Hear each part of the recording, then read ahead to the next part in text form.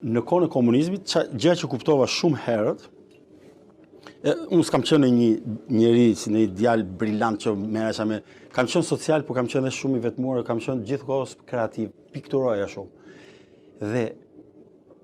Dhe në fakt, kisha kuptuar që në marrëdhënie unë kisha vetëm shoqe femra, dhe në një moment, lagja filloi të më akuzojë që ky është homoseksual. Që ky ri vetëm me goca ky. Në kohën e komunizmit ekzistonte. Ata rinë me njëri tjetrin, ke rruga Durrësit, ke ambasada jugoslave, po ke trekonç që çik më poshtë ke hotel pensioni nëse mba më. Aty kishte disa garde trotuari me hekura me maj. Vinin ato kështu si trekonçe.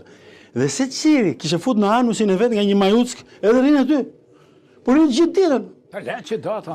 Po ata më thonin mua me dhe po ju. Dëgjo të themi gjë. Po jo. Ta akuzoni si homoseksual. Ata që kishin gjithë kohës. Dëgjo të themi gjë. Po si ishte termi Se ju jeni krijues. Është piktor, këngëtar, i ka të gjitha multi-artist. Si ka, i thash krijues. Dëgjoja me vëmendje. Cila është thënia më e bukur për krijuesin? O solitudo, sola beatitudo. Po.